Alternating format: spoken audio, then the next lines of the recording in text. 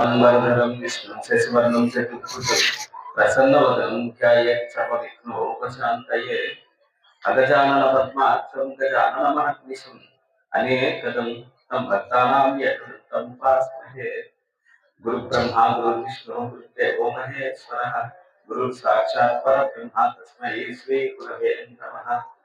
దత్తాత్రేయ సమారంభాం భార్గవ నామ శ్రీపాద నృసింహాది మధ్యమాం నాగేశ్వరానంద పర్యంతాం వందే గురు పరంపరా. సభాయ నమః. సభాస్వరూప దత్తాత్రేయ నమః. మనము ప్రకృతిలో వచ్చేటటువంటి మార్పులు మనలో ఉన్నటువంటి అంతర్చేతనని మేల్కొల్పుతూ ఉంటాయి.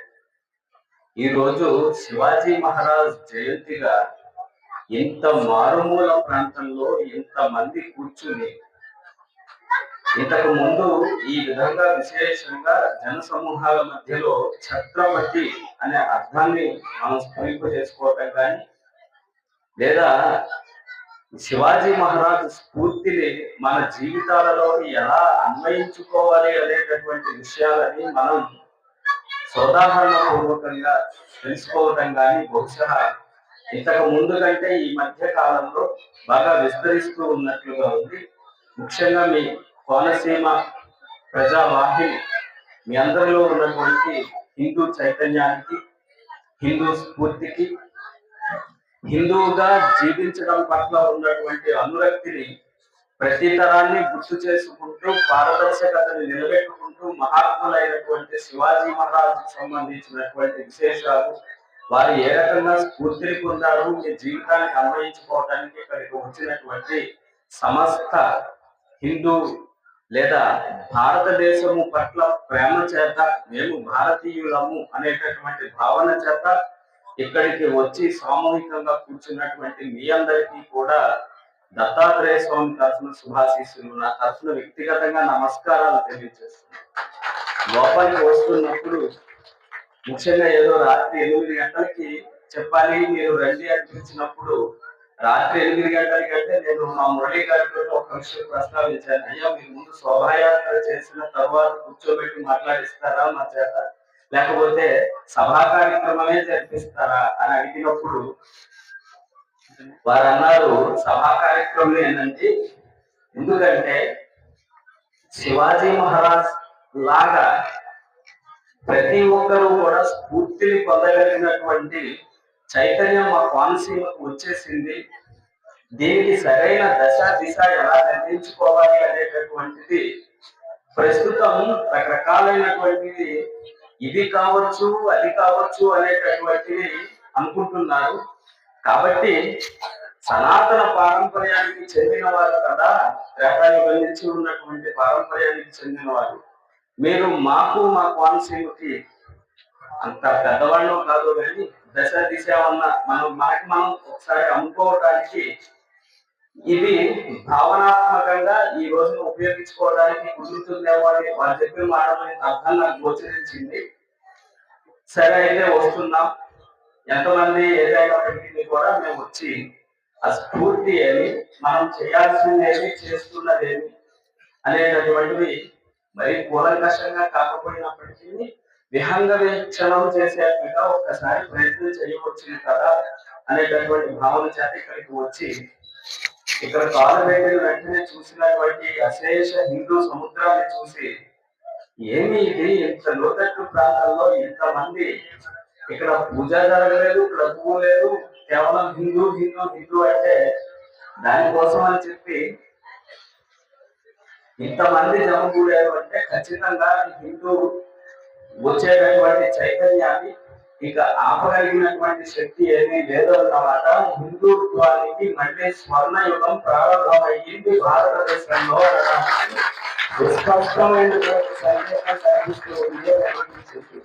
సంతోషం. మనందరికీ శివాజీ మహారాజ్ గురించి చాలా లోతైన అవగాహన ఉండి ఉంటుంది. వారు షాజీ జిజియాబాయి వారి సంతానం. ఈ షహాజీ ఏం చేసేవారు అంటే 12 కోటలకి అధ్యక్షులుగా వారు కోటల్ని రక్షిస్తూ ఉండేవారు. వారికి సంతానంగా ఉన్నటువంటి శివాజీ మహారాజుకి వారసత్వంగానే చాలా ఆస్తిపరుడు ఆయన. ఆయన ఇలాంటి ఆయన 16వ సంవత్సరంలో ప్రారంభించిన యుద్ధం 50 సంవత్సరాల వయసు వచ్చే వరకు నిరంతరం యుద్ధాల్లోనే 34 సంవత్సరాలు గడిపి 50 సంవత్సరాల వయసులో అమ్మవారిలో ఐక్యం అయిపోయాడు. ఆయన యుద్ధం చేయడం నాకు ఉన్నదాంతో సంతృప్తిగా నేను హాయిగా కోటీశ్వరుడి కుబేరుడిని కదా ప్రశాంతంగా బతికేస్తాను అంటే హాయిగా గడిచిపోయి ఉండేది ఆయన జీవితం. కానీ ఆయన అలా చేయలేదు. మనకి ఆయనకు సంబంధించిన చరిత్రలో చాలా వింతైనటువంటి విషయాలు గోచరిస్తూ ఉంటాయి. ఒకటి, నిరంతరము యుద్ధాలలోనే ఉన్నటువంటి శివాజీ మహారాజు వారు తపస్సు చేసి అమ్మవారిని ప్రత్యక్షం చేసుకుని, మీరు ఎట్లాగైతే నన్ను చూస్తున్నారో నేను ఎట్లయితే మిమ్మల్ని చూస్తున్నానో అలాగా ఈ 1600 సంవత్సరం ప్రాంతంలో అంటే ఈ మధ్య కాలంలో అమ్మవారిని ప్రత్యక్షంగా చూడగలిగినటువంటి తపశక్తి సంపన్నుడు శివాజీ మహారాజ్. అంటే చాలా ఆశ్చర్యం అనిపిస్తుంది. నిరంతరము యుద్ధాల్లో ఉంటూ కూడా వారు ఆ యుద్ధాల పట్ల ఏ రకమైనటువంటి లోపలికి తీసుకుని భావోద్వేగానికి గురవ్వలేదన్నమాట. అంటే వారు ఆ యుద్ధాన్ని తను నిమిత్తంగా తన చేత అమ్మవారు చేయిస్తూ ఉండడం చేత తను చేస్తూ వెళ్ళిపోయాడు అంతే తప్ప, లేకపోతే ఎంత మహా తపశక్తి సంపన్నులైతే అమ్మవారి దర్శనం అయి ఉంటుంది ఆలోచించండి.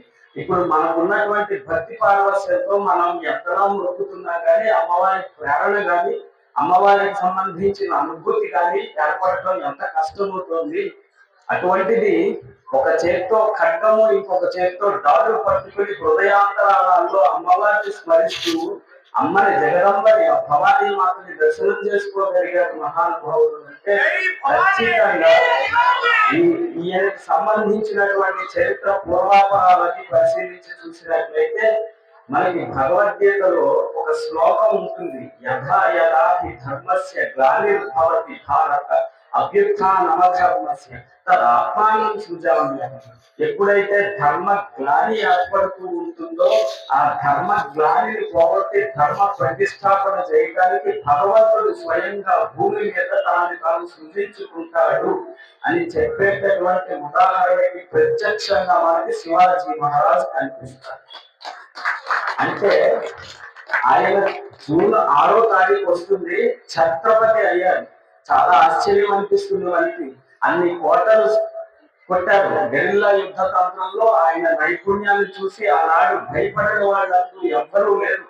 ఎటువంటి ఎంత బలవంతుడైనప్పటికీ కూడా, ఎంత దుష్ట పన్నాగాలు పడినటువంటి వ్యక్తులైనా సరే ముందుగా గ్రహించి, ఇప్పుడు ఉదాహరణకి అఫ్జల్ ఖాన్ అనేటటువంటి ఒక వ్యక్తి 20,000 మంది సైన్యంతో ఈయన్ని జయించడానికి వచ్చినప్పుడు ఈయన చూపించినటువంటి చతురత, అఫ్జల్ ఖాన్ తోటి రాయబారానికి కూర్చున్నప్పుడు అఫ్జల్ ఖాన్ ఈయన చంపేయడానికి ప్రయత్నం చేస్తుంటే ఈయన గోళ్లకి గోళ్లు పెట్టుకుని ఇనప గోళ్లతోటి కౌగిలించుకుని చీల్చి చెండాడేసి, అంటే తనని చంపడానికి వస్తున్నాడు అని సంధికి కోసం కాదు, చంపడం కోసం వస్తున్నాడని ముందుగా గమనించగలిగినటువంటి ఈయనకున్న స్వభావ సిద్ధం కాకుండా పారమార్థికమైనటువంటి లక్షణాలు చాలా కోకొల్లలుగా కనిపిస్తూ ఉన్నప్పుడు మనకు కనిపిస్తూ ఉంటుంది భగవంతుడే స్వయంగా ధర్మ ప్రతిష్టాపన కోసం శివాజీ మహారాజుగా వచ్చారన్నమాట.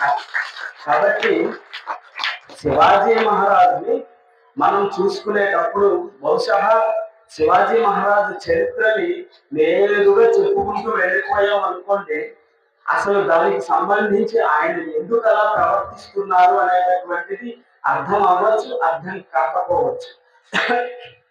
కానీ ధర్మానికి మతానికి ఉన్నటువంటి తేడా ఏమి, మతానుయాయులు ఏ రకమైనటువంటి తీవ్ర భావజాలంతో ఉంటారు, వాళ్ళు నమ్మినదే ఇతరులందరూ నమ్మాలి అని బలవంతంగా రుద్దే ప్రయత్నం ఎట్లా చేస్తారు, బలవంతంగా పీడన ఎట్లా చేస్తారు, ఇలాంటి సందర్భాలలో ధర్మం ఎట్లా ప్రవర్తిస్తుంది అనేటటువంటిది ఖచ్చితమైనటువంటి తేడాన్ని మనం శివాజీ మహారాజ్ చరిత్రలో స్పష్టంగా చూడగలుగుతాం.